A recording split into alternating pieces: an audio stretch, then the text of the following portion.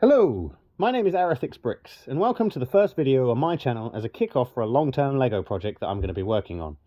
I've been building LEGO since I can remember, and it's always been my dream to have my own LEGO city. But until now, I haven't ever been in a position where I've had the space or the money to do so. However, now I find myself in a place where I can finally start slowly working towards it. I've been inspired by some of the fantastic builders I follow, such as Solid Brick Studios, Brixie, Jang Bricks, Rich Boy J, Robin Hood Bricks, and many, many more.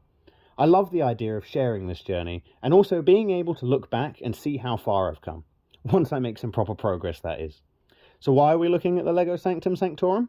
Well, this is my custom doubled Sanctum. I was inspired by Brixie back when he doubled up his Daily Bugle, and when I got this set for my birthday, I went out, got another one, and made this. It also goes right into the wheelhouse of my plans. So what are my plans? My plan is to have a pop culture city, starting with doubling up the Marvel modular buildings, then moving on to other pop culture buildings that aren't sets, as well as some custom stuff. Now I will talk about my full plans in a future video, but for now, let's jump into this mock without any further ado. Right, so we'll start with a full overview of the mock. So this is made from 2 sets, as well as some pieces from my inventory. I did have to get a bit creative because I don't have the largest part inventory. So some of the under details, for example, the grey base plates I used for the mills plate are the old grey, not the new grey, because I'm just working with what I have at the moment. Future builds that I do, I will be ordering parts in. I do also have a job on my to-do list to clean out my Lego, but when you have several boxes full of it and it all needs washing, it is a whole, at least a whole day job, if not a whole weekend job. So that's definitely planned in, and just got to find the time to actually do it. So this is 1.5 base plates. It is an extra 16 base plates on this side. My goal with it was just to make it a bit thicker, give the interior details a bit more room to breathe, and so I've made it 8 studs wider on the front side. So you can see I've sort of doubled up all the windows on the front. I did need additional ones of these little modified 1x2 plates. I had to pull out of my own piece inventory because they don't give you enough in the sets. And on the side, you can see I've made it go all the way to the back. So there used to be an alleyway down the back, which is where the portal on the other side was. And I just wanted it to be a bit thicker because the stairs inside are a bit close to the door. And when you see it in the movies, that's quite a wide open entranceway, and I wanted it to be a little bit more like that. I did have to pull, I can't remember if it was the 1x4s or the 1x6s that came mostly from my piece inventory because they're not included in the set. But this was a bit of a awkward. I can't remember the exact reason why. I just remember this wall being a little bit on the awkward side to plan out and get it to work out nicely. But other than that, you can see that there are lots and lots of minifigures on the exterior of the building. This is true for all of my modular buildings, because one of my favorite things to do is actually to pose minifigures and create scenes. So I'll try and give you a quick brief rundown of the stuff that I've popped on the outside of the mock, as well as highlighting some of the changes in the building itself. So what I'll do is I'll start on this side, the side that faces outwards. In fact, why don't we just have a quick look at the back so you can see it's very simple. It is just bricks, some masonry bricks. I've just tried to sort of mirror the sort of sporadic placing of the different colours. You can see a very old grey brick right here.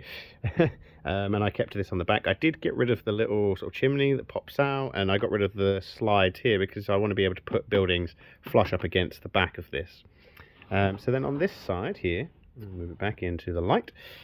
You can see we've got Gargantos coming out the side. He's always been there since I built the original mock, so I just kept him in the same place because this building at the moment goes up against the Avengers Tower, and it's easy to pose people with the Avengers Tower sort of fighting Gargantos. We also have the portal here. You can't really see in there at the moment. I mean, maybe, yeah, there you go. You can sort of see. The details aren't really any different. It is a bit like it's got a little bit more breathing room in there than the original one. But other than that, it is pretty much the same. So now both the portals are on one side of the building, which isn't the best, but I think it works with this alleyway. Just allows for that space to happen because I didn't want it on the back. So then down here, At the front we have Vision. Apologies, you can see some of my older coloured bricks that form the Mills plate there. But here we have Vision and Scarlet Witch, and the idea behind this scene was just that in Infinity War at the beginning, where they have that little sort of battle with Thanos' minions, they sort of in this sort of darker London alleyway type area, and you know it's a bit more dark, so that's what this is sort of meant to represent. But I do need to get because I've got Evan Moore here, but I do, if we focus on him, I do need to get the other two, the big tall like tiefling type woman and the big brute guy with the big sword, to properly make all of these scenes. But you can see Evan Moore here. So he is on the Avengers Tower. Doctor Strange is literally just like right here, sort of flying at him. So this is sort of meant to be that scene in Infinity War where Evan Moore is chasing Doctor Strange around the city, and that's why we've got the Tom Holland Spider-Man following behind as close as he can. Don't protect the wizard, as is the order. I have a normal pedestrian here. This came from one of the ice cream trucks. I'm not sure about mixing, because obviously a lot of the Marvel figures, they have skin tones, whereas the older Lego figures are all yellow. I do like the yellow minifigures. I'm trying to figure out if I like having them in the same scene. Here we have Hawkeye. So he's actually running out into the road, because in the road here I have Kate Bishop and the dog, and then a car that she saved the dog from, and then that's sort of Hawkeye. I know he's not wearing this outfit at that time, but you know, it was just I wanted to do a scene from the TV show, because it might be a weird opinion, but I really love the Hawkeye TV show. It's one of my favorite of the Marvel TV shows, which I can't really explain why. It's just I really enjoyed it. It's not like critically groundbreaking or like an amazing story or anything like that, but it was fun. There was a lot of laughs, and I came to really like Kate Bishop as a character. Over here we have Mordo fighting Evil Strange, which doesn't make a lot of sense, because these two don't actually ever fight each other. But I'd already used my Doctor Strange minifigure elsewhere, and Zombie Strange is on this mock as well, fighting Scarlet Witch. So this was the only Strange I had left, and someone had to fight Mordo. So he drew the short straw. There are a lot of things on this mock that don't make sense. There are multiple Hawkeyes, there are multiple Scarlet Witches, there's across all of the mocks there's also multiple Iron Men and other things. It's just I like to, you know, I don't really mind that it's like that. I mean, we've got the multiverse shenanigans, you could explain it away if you really wanted to. On the side here we have Spider-Ham.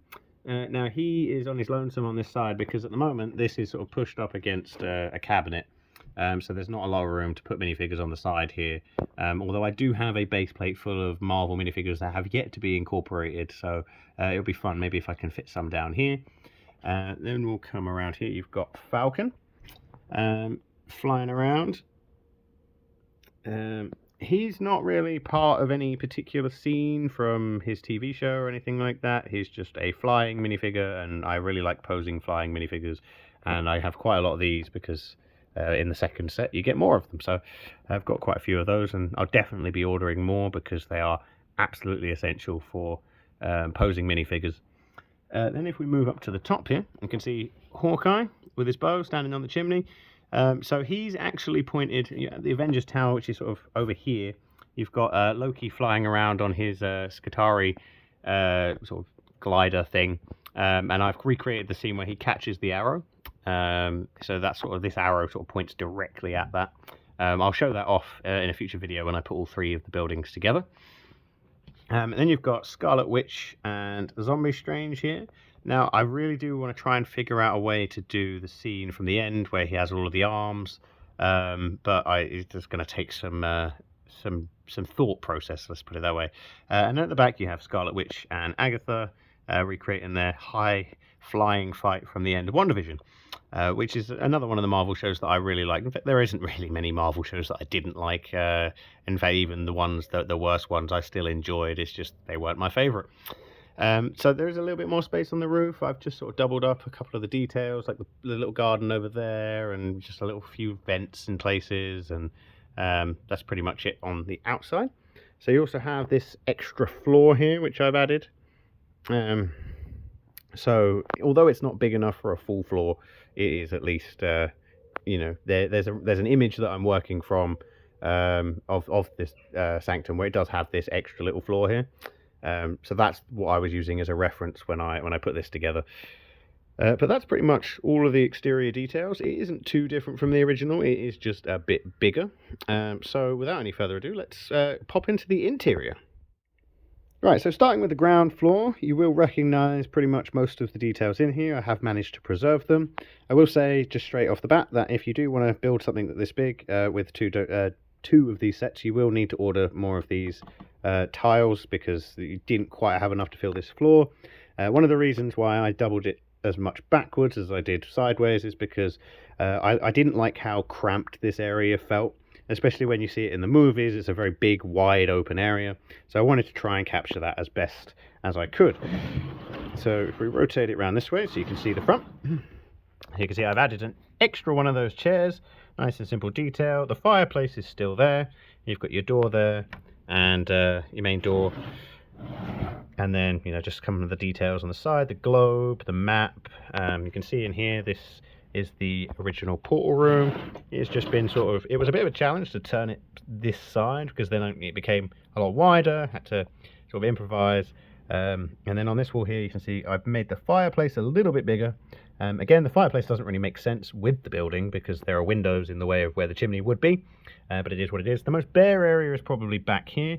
As you can see, where my part constraints have allowed, you can see the difference between the dark bluish grey and the old grey. But I'm working with what I had at the time. This was built a fair bit ago.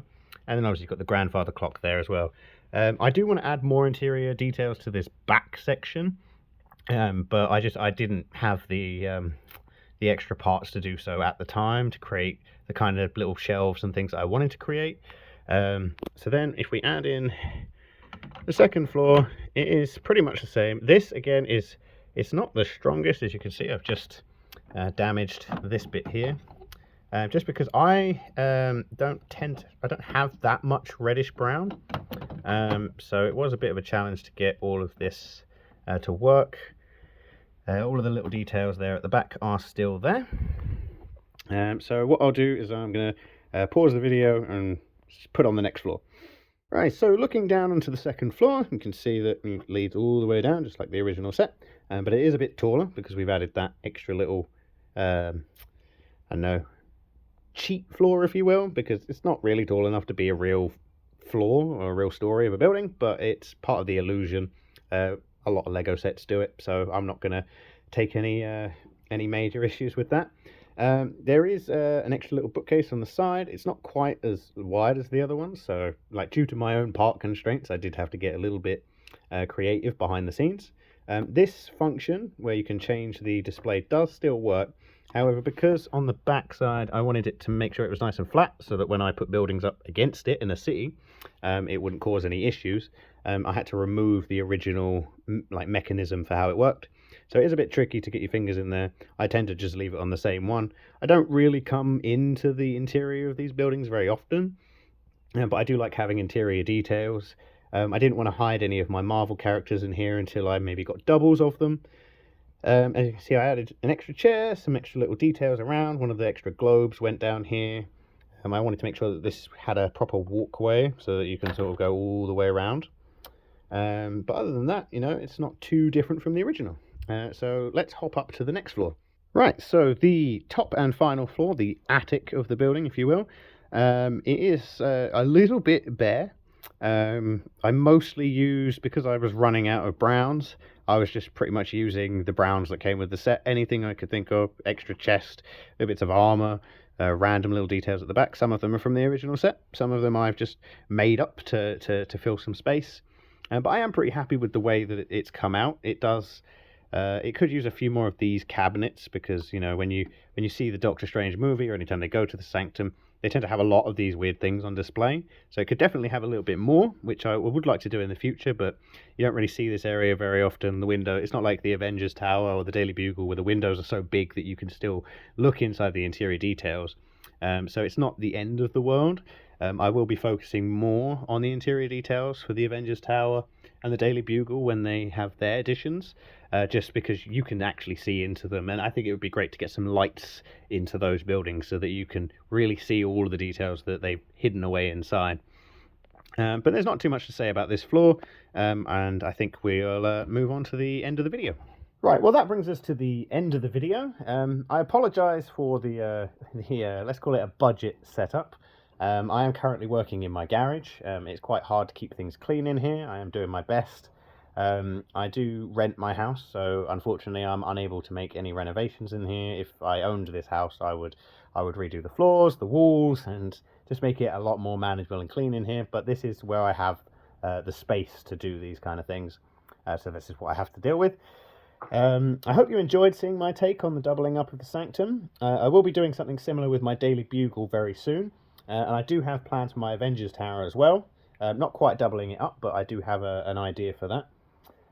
However, my resources aren't quite as extensive as some of the other LEGO YouTubers I mentioned in the earlier in the video, who I follow and very much inspired by. I absolutely love those guys. They do some fantastic work, and they are, to name just a few, of some of the absolutely amazing builders that are out there.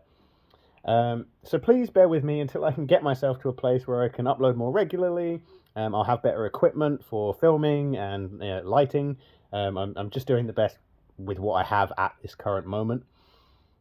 Unfortunately, I do have a bit too many hobbies for my own good. And I do have some other things that I need to get out of the way before I can buy the second Daily Bugle, but it shouldn't be too long, and by the end of this year, I'm hoping to have all of my modular buildings doubled up and finished, as well as some road plates to go between them, and maybe even a custom modular building to go with them as well. But please stay tuned. If you'd like to keep up with my videos, please hit that subscribe button. And before you leave, I'd be extremely grateful if you could just pop down and give this video a thumbs up. Just one click, doesn't take too long. I hope to see you again in the next video. But for now, take care, stay cool, and keep building.